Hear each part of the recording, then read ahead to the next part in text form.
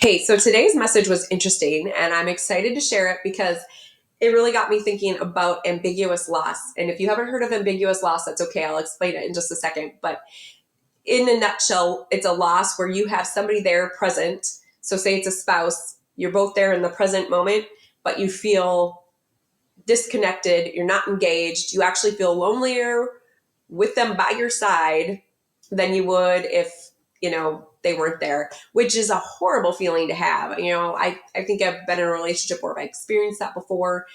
We didn't get married, and that's probably a good thing because I think it would have continued to get worse over the years and continue to spiral.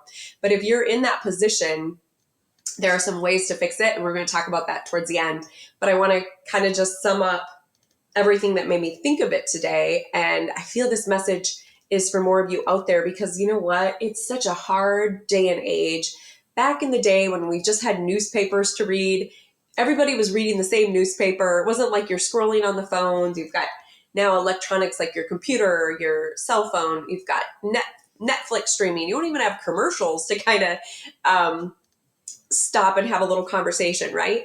So there's just so much. And I think what happens is all of us put our best foot forward for our jobs, for extracurricular activities. If you've got a pickleball league, putting your best foot forward. If you're volunteering, if you're doing anything extra, or even say you're getting out with your friends versus your spouse, do you sometimes engage more than you would with the spouse or the people that you love the most, your spouse and your kids? And even for friendships, I'm single, so it's interesting this message is coming out, but I feel like somebody needs to hear it. Maybe some of you are hurting right now and you are feeling this loss with your loved one and you're not sure what to do. Or maybe you're hearing this and thinking, oh, shoot, that is me. I am not present with my spouse or my kids.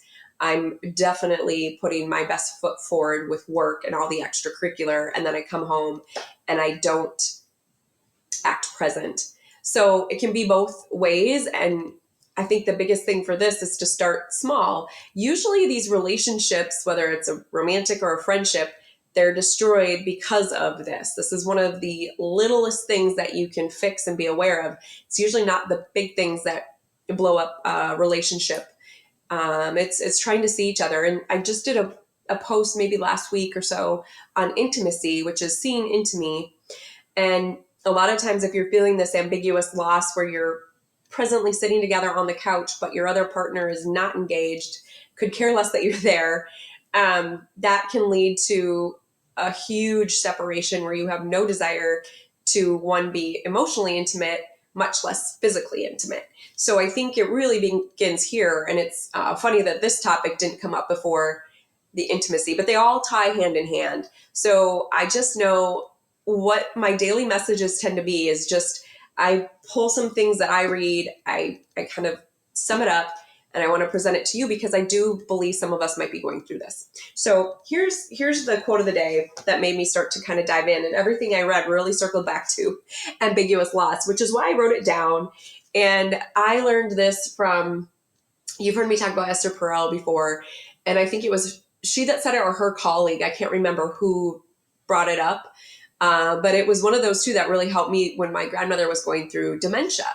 And luckily she didn't have Alzheimer's, but if any of you have experienced Alzheimer's, dementia with your loved ones, there's a perfect example where they're there, physically there, but they're not, right? And it's hard because it's like you're going through this loss of the person that they were. So my grandma was somebody I'd call on the phone a lot, and I just leaned on her and loved her so much. I still have such great fond memories, but I remember, I think the blessing that she had, that dementia, was I had time to kind of start to say goodbye to her. I think if she would have been fully mentally there, like her true, and she was more than like what an Alzheimer's patient would be, right? But that gave me some time to kind of grieve the loss of her. But if you're in a marriage and you're feeling that they're present, but they're not present, it's a struggle, right? The other example of ambiguous loss is maybe some of you have somebody in the military that is far away and you just don't physically have them there. So there's always that as well. And it's hard to build on that. And of course, I know it's not their fault that they're away. It's just something that you might be feeling, right? So the quote, I deeply appreciate all the wonderful people in my life. And yes, we've got all these different levels. You've got your inner circle of the people that are near and dear to you. So that would be your spouse, your children, your best friends, your parents, your siblings, or anybody that you feel is kind of in that inner circle. And then as you go out further along, even your colleagues and such, they're a little bit further in that circle. But those tend to be the ones that get your best version of yourself, the ones that you're more gregarious, the more that you're attentive to, and our clients. So what really made me think about this is, I work in sales and such, and if I were to not be present with them, I wouldn't sell anything or I wouldn't build a business.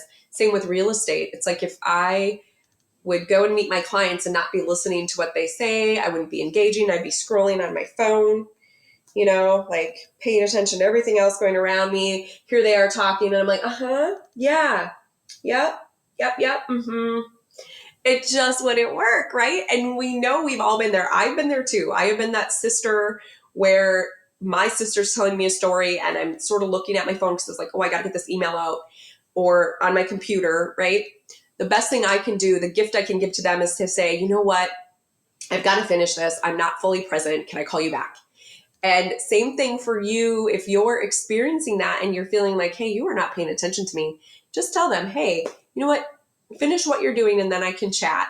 But there's so much more that I want to go into on this to kind of heal this. And I think if you can start to feel connected with your loved one, I think it can really save relationships.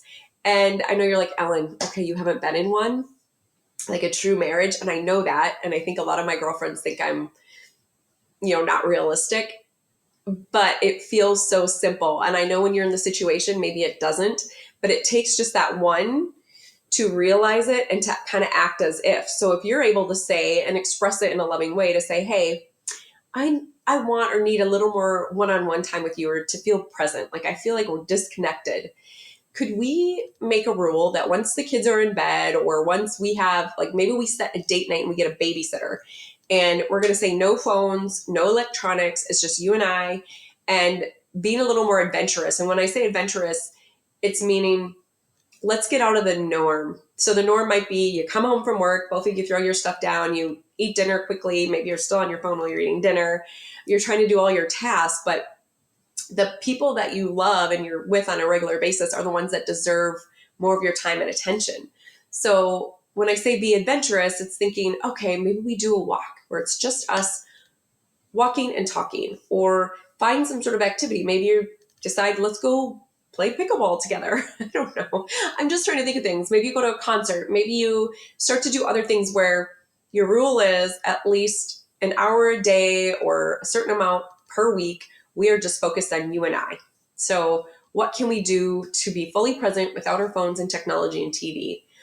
TV, I think one thing that I do believe, if you are one that watches a show together, at least you're engaging in the same thing. Like if you're both super excited about it, okay, but if your person's watching one thing and then somebody else has got their headphones on and they're watching another thing, or one's gaming and you're watching TV, but you're not presently active together, you're not engaging, you can't talk about what you just watched on TV.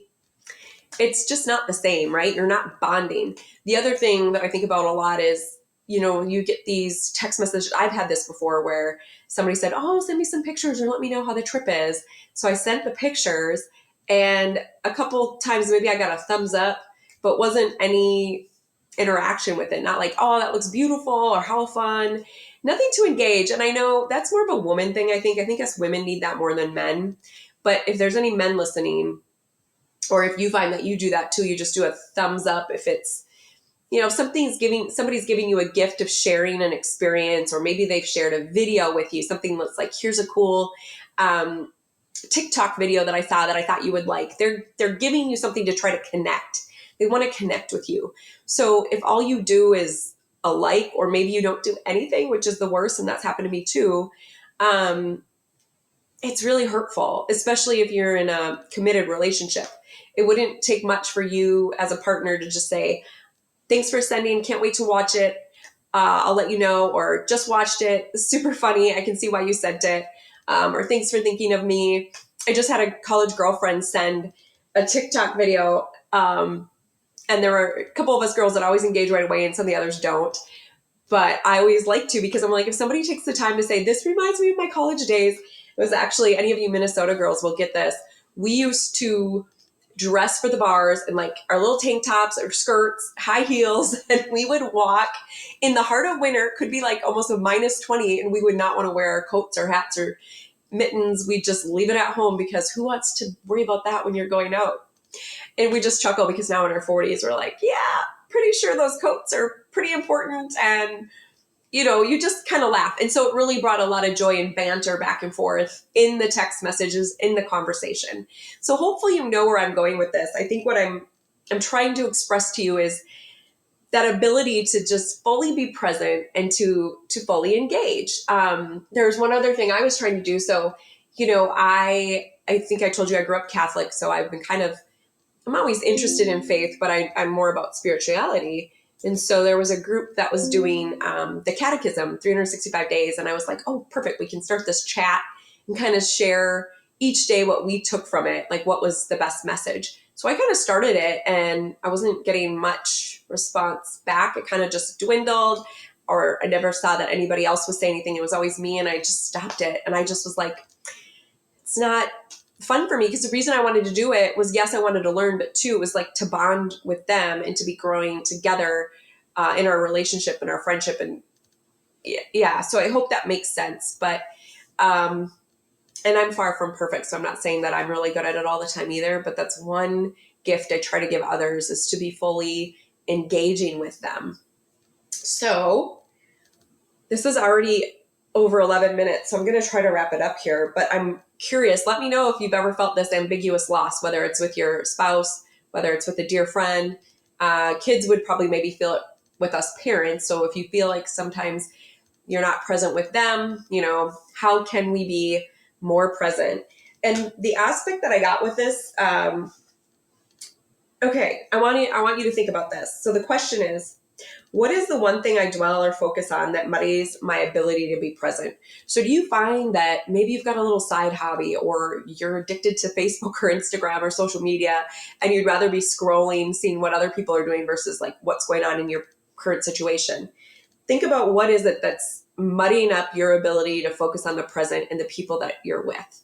That would be your first thing. I know for me, I spend far too much time scrolling through YouTube and Facebook, and even for myself, I could kind of just get in a little, you just can waste time. And I've said this before, it's not always wasting time if you enjoy wasting that time, but if you're taking it from others and not being present with your loved ones, then you got to reevaluate. So I know for me, I'm really trying hard to just not bring out my phone, especially if I'm on a date, especially if I'm with a girlfriend out to eat, especially unless you're showing them something where you're engaging together, right? So try to be aware of that.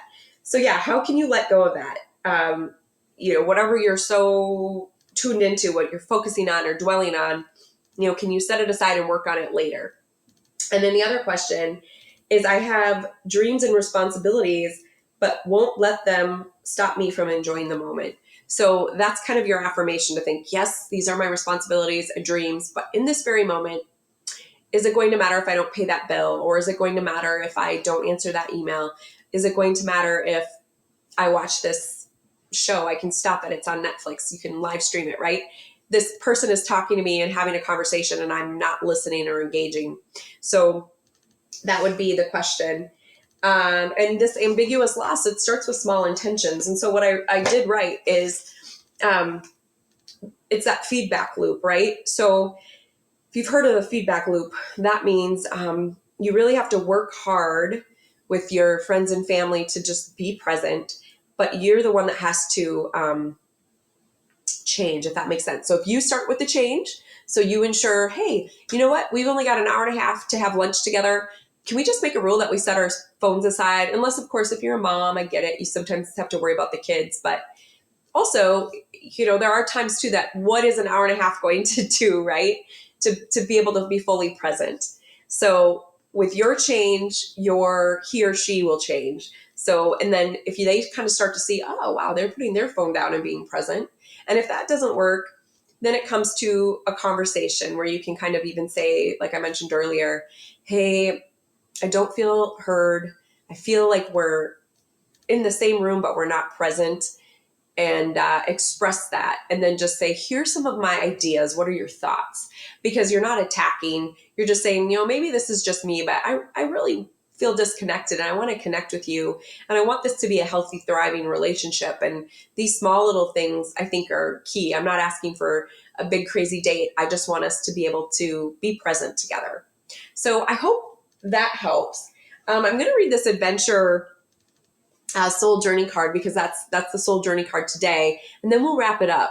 But if you want to hear more about this ambiguous loss and the feedback loop of how we can really engage with folks in the right way, and where you can kind of start with that little bit of change and start to see additional change, let me know. I love talking about this stuff. I think it's so fun.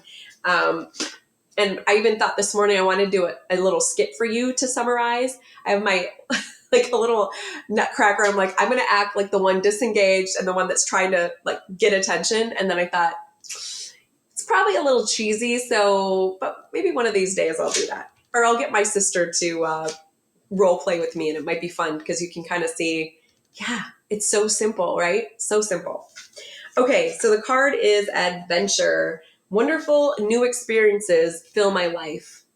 And what I thought immediately too, I don't know why I went straight to relationships. It's hard to see that picture. But yeah, get out of the mundane.